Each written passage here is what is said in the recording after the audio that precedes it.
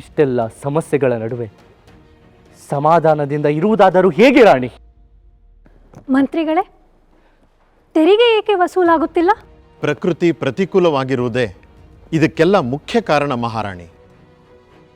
ಧರೆಗೆ ಮಳೆ ಬಿದ್ದು ಹಲವು ವರ್ಷಗಳೇ ಕಳೆದಿವೆ.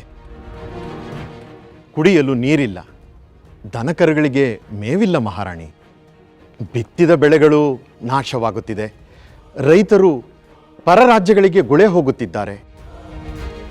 ಈ ನಡುವೆ ತೆರಿಗೆಯನ್ನು ದುಪ್ಪಟ್ಟು ಮಾಡಿ ವಸೂಲಾಗುತ್ತಿದ್ದ ಅಲ್ಪ ಸ್ವಲ್ಪ ತೆರಿಗೆಯೂ ಬಾರದೆ ಜನರು ಸೆರೆಮನೆಗೆ ಬರಲು ಸಿದ್ಧರಾಗುತ್ತಿದ್ದಾರೆ ಮಹಾಸ್ವಾಮಿ. ಬಂದರೆ ಅವರಿಗೆ ಊಟ ಉಪಹಾರವನ್ನು ಕೊಡಬೇಕು. ಅದಕ್ಕೂ ನಮ್ಮ ಗೋದಾಮಿನಲ್ಲಿ ಧಾನ್ಯವಿಲ್ಲ. ಸಾಕು ಮಾಡಿ ನಿಮ್ಮ ಸಬೂಬಗಳನ್ನು.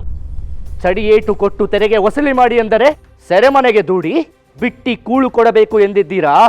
ಅದು ಹಾಗಲ್ಲ ಪ್ರಭು. ಮತ್ತೆ ಹೇಗೆ? ಇರುವುದನ್ನು ಹರಾಜು ಹಾಕಿ, ತೆರಿಗೆ ಸಂಗ್ರಹಿಸಲಾರದ ಅಧಿಕಾರಿಗಳನ್ನು ಕಿತ್ತು ಹಾಕಿ, ಆ ಜಾಗಕ್ಕೆ ಬೇರೆಯವರನ್ನು ನೇಮಿಸಿ. ಬೇಡಿ ಪ್ರಭು, ತುಡುಕಬೇಡಿ. ಕಷ್ಟ ಕಾಲದಲ್ಲಿ ತಾಳ್ಮೆಯಿಂದ ಇರುವುದು ಬಹಳ ಮುಖ್ಯ. ಪ್ರಜೆಗಳು, ಅಧಿಕಾರಿಗಳು ಎಲ್ಲರನ್ನೂ ಎದುರು ಹಾಕಿಕೊಂಡು ರಾಜ್ಯಭಾರ ನಡೆಸಲಾಗುತ್ತದೆಯೇ?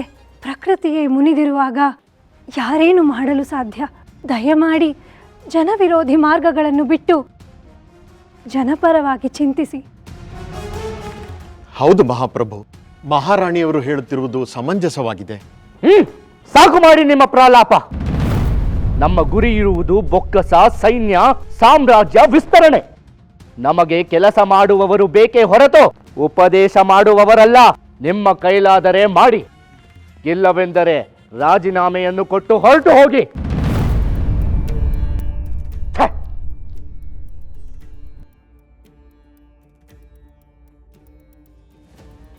ಮಂತ್ರಿಗಳೇ, ಅವರ ಪರವಾಗಿ ನಾನು ನಿಮ್ಮಲ್ಲಿ ಕ್ಷಮೆ ಕೇಳುತ್ತೇನೆ. ದಯಮಾಡಿ ಸ್ಥಾನ ತೊರೆಯುವ ನಿರ್ಧಾರ ಮಾಡಬೇಡಿ. ಎಲ್ಲಾದರೂ ಉಂಟೆ ಮಹಾರಾಣಿ. ರಾಜ್ಯ ಸಮೃದ್ಧಿಯಾಗಿದ್ದಾಗ ಅಧಿಕಾರ ಅನುಭವಿಸಿ ಕಷ್ಟ ಕಾಲದಲ್ಲಿ ಬಿಟ್ಟು ಹೋಗುವುದು ರಾಜದ್ರೋಹ. ಮಹಾರಾಜರು ಹತಾಶೆಗೊಂಡಿದ್ದಾರೆ. ಸೋಲು ಅವರನ್ನು ಕಂಗೆಡಿಸಿದೆ. ಕಷ್ಟ ಕಾಲದಲ್ಲಿ ಕೋಪದ ಕೈಗೆ ಬುದ್ಧಿ ಕೊಡಬಾರದು ಮಹಾರಾಣಿ. ನೀವು ಅವರ ಕೋಪವನ್ನು ಶಮನ ಮಾಡಲು ಪ್ರಯತ್ನಿಸಿ ಮಹಾರಾಣಿಯವರೇ. ಮಹಾರಾಣಿಯವರೇ, ಈ ಸಂಕಷ್ಟಕ್ಕೆಲ್ಲ ಮೂಲ ಕಾರಣ ರಾಜ್ಯಕ್ಕೆ ಬಡಿದಿರುವ ಬರಗಾಲ. ನಾವು ಆ ಬಗ್ಗೆ ಪರಿಹಾರೋಪಾಯಗಳನ್ನು ಹುಡುಕುತ್ತೇವೆ. ತಾವು ಚಿಂತಿಸಬೇಡಿ. ನಿಮ್ಮ ಕಾಳಜಿಗೆ ಧನ್ಯವಾದಗಳು ಸೇನಾಧಿಪತಿಗಳೇ. ಸ್ವಲ್ಪ ಸಮಯ ಎಲ್ಲರೂ ತಾಳ್ಮೆಯಿಂದ ಇರಿ. ನಾವು ನಂಬಿರುವ ದೇವರು ಖಂಡಿತವಾಗಿಯೂ ನಮಗಾಗಿ ಒಂದು ದಾರಿಯನ್ನು ತೋರುತ್ತಾನೆ. ಹೋಗಿ ಬನ್ನಿ.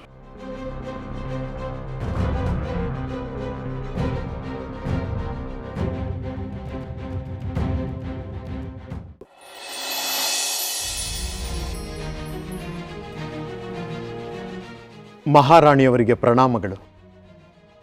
ಬರ ಹೇಳಿದ್ದರಂತೆ? ಹೌದು ಮಂತ್ರಿಗಳೇ. ಸಮಸ್ಯೆಗಳಿಗೆ ಪರಿಹಾರವೇನಾದರೂ ಸಿಕ್ಕಿತೆ? ಮಹಾರಾಣಿ, ಅಧಿಕಾರಿಗಳೊಂದಿಗೆ ಸರಣಿ ಸಭೆಗಳನ್ನು ನಡೆಸಿ ಸಲಹೆ ಕೇಳಿದ್ದೇವೆ. ಎಲ್ಲರೂ ಶತ್ರುರಾಜರ ಮುತ್ತಿಗೆಯ ಭೀತಿಯಲ್ಲಿದ್ದಾರೆ. ಬರಗಾಲದ ಕ್ರೌರ್ಯದಿಂದ ಜನಸಾಮಾನ್ಯರು ರೋಗ ರುಜಿನ ಹಸಿವಿನಿಂದ ಕಂಗಾಲಾಗಿದ್ದಾರೆ. ತೀರಾ ಕಷ್ಟದಲ್ಲಿರುವವರಿಗೆ ನೆರವು ನೀಡೋಣ ಎಂದರೆ ಬೊಕ್ಕಸ ಬರಿದಾಗಿದೆ. ದಿಕ್ಕೇ ತೋಚುತ್ತಿಲ್ಲ ಮಹಾರಾಣಿ. ಇದೇ ವಿಚಾರವಾಗಿ ನಿಮ್ಮನ್ನು ಬರ ಹೇಳಿದ್ದು. ತೆಗೆದುಕೊಳ್ಳಿ. ಇದೇನು ತಾಯಿ? ವಿವಾಹ ಕಾಲದಲ್ಲಿ ನಮ್ಮ ತವರು ಮನೆಯಿಂದ ಬಂದ ಒಡವೆಗಳು. ಇವುಗಳನ್ನು ಮಾರಿ ಬಡವರಿಗೆ ನೆರವಾಗಿ ಸಾಯುವವರ ಜೀವವಾದರೂ ಉಳಿಯಲಿ. ಎಂತಹ ಉದಾರ ಮನಸ್ಸು ತಾಯಿ ತಮ್ಮದು. ಮಂತ್ರಿಗಳೇ, ಪ್ರಜೆಗಳಿದ್ದರೆ ಅಲ್ಲವೇ ರಾಜ, ರಾಜ್ಯ, ಅಧಿಕಾರ ಎಲ್ಲವೂ. ಉಳ್ಳವರ ಬೊಕ್ಕಸದಿಂದ ತೆಗೆದು ಹಸಿದವರ ಜೀವ ಉಳಿಸುವುದೇ ರಾಜಧರ್ಮ. ಹಸಿದು ಸತ್ತವರ ಮೆರವಣಿಗೆಯಲ್ಲಿ ಅಲಂಕಾರದ ಉತ್ಸವ ಅಮಾನವೀಯ. ಜನರಿಂದ ಜನರಿಗಾಗಿ ಬದುಕುವವನೇ ನಿಜವಾದ ರಾಜ. ಇದನ್ನು ಮಾರಿ ಸಪಾತ್ರರಿಗೆ ಸಹಾಯ ಮಾಡಿ. ಆಹಾ ತಾಯಿ, ನಿಮ್ಮ ಕಾಳಜಿಗೆ ಶರಣು ತಾಯಿ. ಆದರೆ ಈ ಒಡವೆಗಳನ್ನು ಮಾರಿದರೆ ಧನವೇನೋ ಸಿಗುತ್ತದೆ, ದವಸ ಧಾನ್ಯಗಳೇ ಸಿಗುವುದಿಲ್ಲ ತಾಯಿ. ವರ್ತಕರು 1ಕ್ಕೆ 10ರಷ್ಟು ಬೆಲೆ ಏರಿಸಿಕೊಂಡಿದ್ದಾರೆ. ಮಂತ್ರಿಗಳೇ, ನೀವು ಕಠಿಣ ಕ್ರಮಗಳನ್ನು ಕೈಗೊಳ್ಳಿ.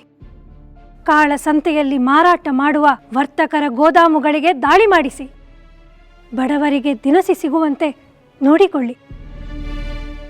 ಎಷ್ಟು ಸಾಧ್ಯವೋ ಅಷ್ಟು ಇದರಿಂದ ಜನರಿಗೆ ಸಹಾಯ ಮಾಡಿ. ಅಪ್ಪಣೆ.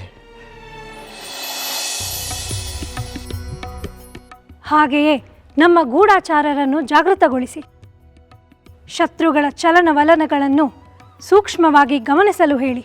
ಅದರ ವ್ಯವಸ್ಥೆ ಆಗಿದೆ ಮಹಾರಾಣಿಯವರೇ, ಅದರ ಬಗ್ಗೆ ಚಿಂತೆ ಬೇಡಿ. ಸರಿ, ಹಾಗಾದರೆ ತಾವಿನ್ನು ಹೊರಡಬಹುದು.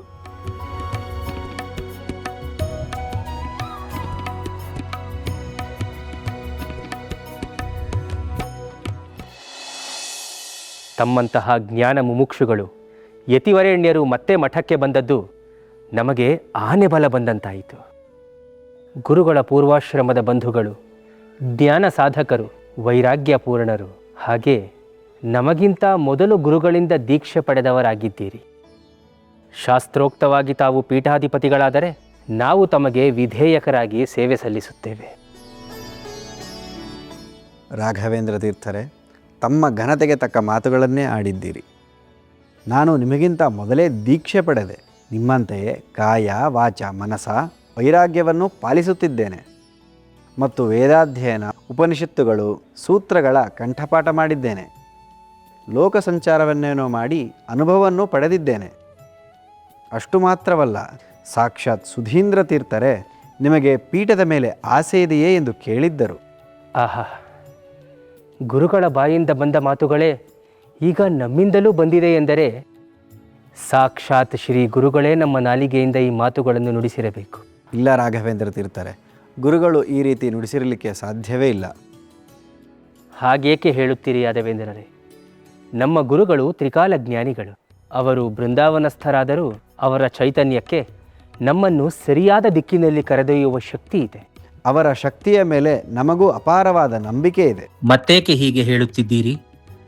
ಈ ಸಂಸ್ಥಾನಕ್ಕೆ ನಿಮ್ಮಂತಹ ಒಬ್ಬ ಸಮರ್ಥ ನಿಸ್ವಾರ್ಥ ಸೇವೆಯ ಅನುಭವಿ ಪೀಠಾಧಿಪತಿಗಳ ಅಗತ್ಯವಿದೆ. ತಾವು ಈ ಜವಾಬ್ದಾರಿಯನ್ನು ಹೊರಬೇಕೆಂಬುದೇ ನಮ್ಮ ಆಶಯ ಕೂಡ.